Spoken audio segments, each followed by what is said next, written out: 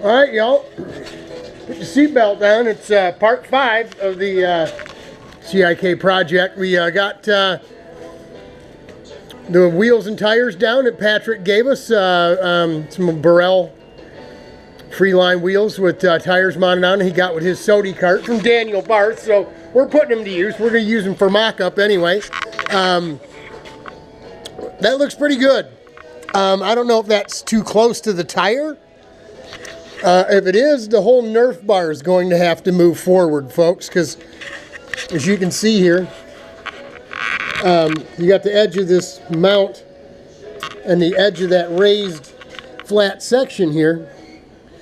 We go past that, we're going to be botching things up. And these pods have already been mounted. This one actually was hit. It's got good shape to it. I mean, the shape is still good. It isn't, but you can see where the bolts kind of warbled the holes out in the plastic. So we can move the whole thing forward. This side we have no problem with engine mount, right? With this deal here, where it was located, right there. See, we left that spot so we'd be able to come right into the middle of it, where this was located right here, right? So I don't think it's going to make much difference. We're going to use tubing that's smaller than this anyway, and our motor mount comes over the top, but it doesn't come around on the bottom. The butterflies only come to about the middle of the tube, so we can get away with stuff being notched, tubing being notched, and going, you know, just to the width, the diameter of the other tube. We're not going to use anything anywhere near this big, but you smell what I'm cooking. And here we are. I mean, this isn't super dead accurate, but I mean, it's close. It's clamped up to the frame. There's no daylight under here.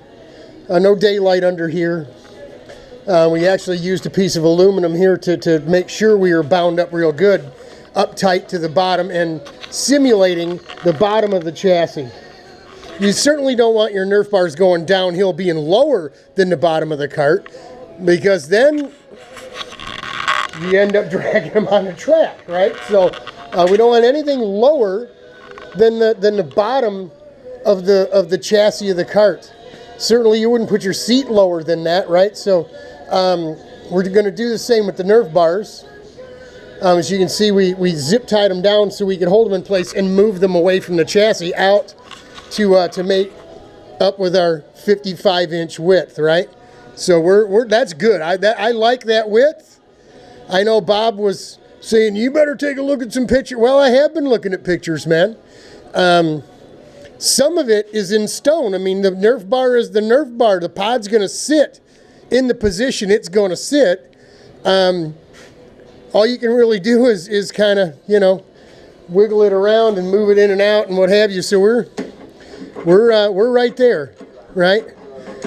You don't want this tire spinning with the sidewall or even any of the tread of it exposed out past here, because you come along the side of somebody and whoa, look out, you know, and guess the news. Big Daddy don't want to go for a ride. I want to go for a ride. I don't want to take flight.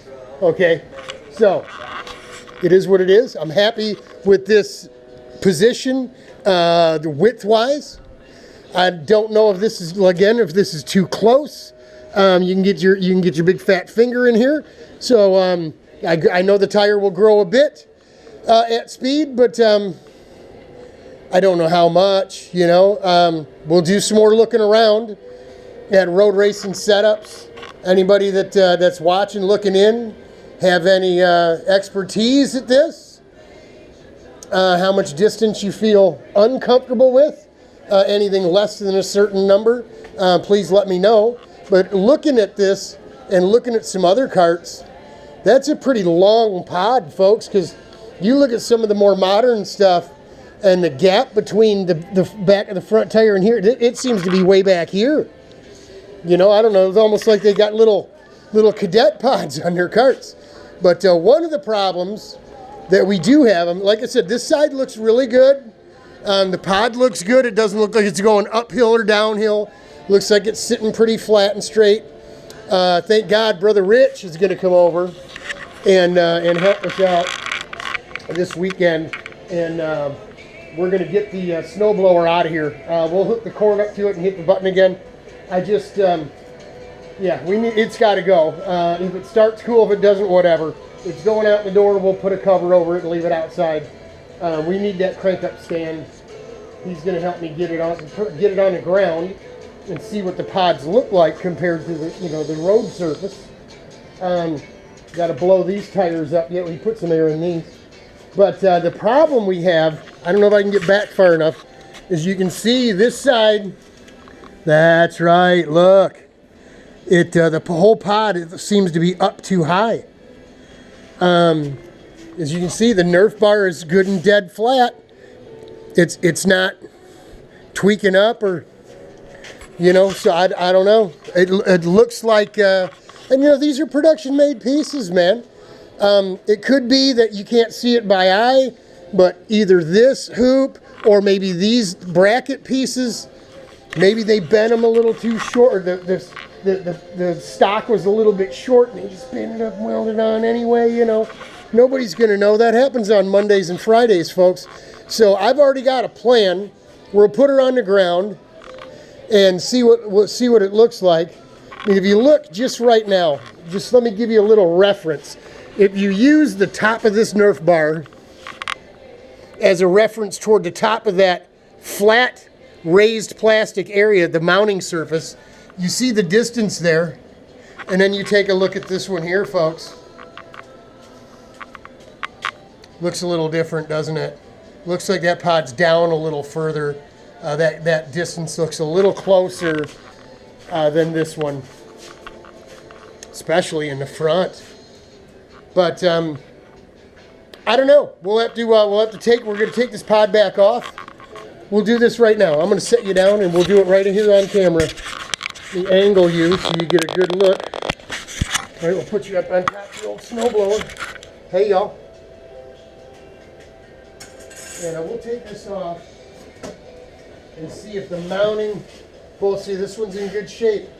If these were like puckered up or something, maybe that would be causing a problem, but that's not the problem. So what we're going to end up doing, me and Rich will get this thing on the ground and we'll take a look at the ride height, so to speak, compared to track surface on either side with them in place. And if this one is obviously too high because the radius here was not centered. It needs to be down further. So what we'll do is, if we need to lower that pod, what we'll do is we'll end up cutting this off flush, leave this piece on. We'll go ahead and remove a set of these. They're already pre-bent. And what we'll do is we'll end up bolting right through our mount hole. We'll put a separate bolt here. And then we'll just, that way there's no welding involved. We can't just cut this off and move it because, we won't have enough meat, enough beef, right? I mean, maybe that was the whole issue, that this end of these pre-bent pieces needed to be, say, maybe this long. I'll have to measure them. But again, like I said, they're production pieces. These things are made on a Monday or a Friday when guys are, they got plans with their girlfriend or whatever. They're in a big hurry to get out of town, whatever it is. You just never know. But we'll do what we got to do. That doesn't scare me. That doesn't concern me to lower this down an inch if it's an inch too high. And we'll know for sure once we get air in the tires and we put this cart on the ground. So that's where we're at right now. We're going to I'll take measurements right now of how long of the stubs that we're going to need, the tube stubs. I'm sorry, with the camera down here. Okay, front and rear. I'll look for some tubing. It's time, as you see, we got the shelving unit in place and got a couple coats of paint on it, so everything looks nice over there. All those boxes are stuff that need to be unloaded and put on those shelves. That'll be our fabricating area.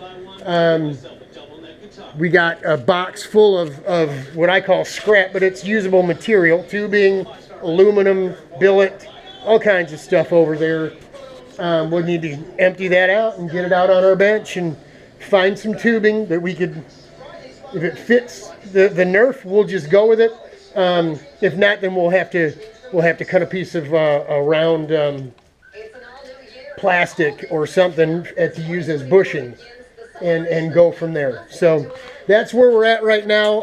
All that, I mean, we'll just start working on that and getting all that going, the four tube stubs that we're going to need. And then, you know, whatever, we're going to find some plastic. I know I have round stock, I think 1 inch or so round stock plastic, 1.5 inches, something like that. We can turn down a mini lathe. I'll just start locating the stuff we're going to need and get ready to go. Until then, until Rich gets here, really need to figure out how we're going to get this thing on the ground. I'm thinking what I'm going to have to do is drill some holes in the wood and zip tie the wood to the chassis, because with the clamps on, we can't put the floor cart on the ground. It'll sit on the clamps, right, with the ground clearance. So going to have to do what we got to do for now. Maybe even take bolts out of that pan tabs right there and just run some screws down through or something. But we'll figure it out. We'll figure it out. Just wanted to share what we got going. I'm really getting excited. The rotors came, put the rotors on. Chuck called last night. God bless him. He says, "Oh, Robert, I'm really concerned, man. The front end of that thing just looks way too wide. It looks dangerous how far those wheels are hanging off the..." You see, he didn't pay much attention to Joe's cart that I drove at Grattan or at Pittsburgh, because this is common. It really is common for looking. He's used to looking at the enduro stuff and looking at the scrub radius of something like this compared to something like that. I mean, the enduro cart isn't even half this much. That's a lot of scrub radius, but that's why these carts turn on a dime and handle the way they do. Probably why they're a little sensitive as well on a road track. But part 5, man, in the can. We're making progress, and that at this point, got to keep moving forward. We get to the point to where you know, we've got our 220 wired up, and we can do some tacking and some welding. Won't have it done so Rich can come out and weld it, but he'll have to come back out. Rich, you'll have to come back out and do some welding. I got to get some gas for the TIG welder, but we got a gas place right out this way, so it's all good at this point. We're moving right along. Next, I'm going to pull that seat out, see if my seat will even fit between those seat struts. Probably have to move those a little bit, but if it don't fit, it don't fit. We'll just leave it for now. But before we get to getting things in order to get it stripped and painted, we're going to want to make sure that we open those up enough so our seat will fit in there. But looking good, huh? Looking good. You won't see almost none of that white when the sticker kit's on it, but it's looking good. Hang in there, y'all. It'll get better.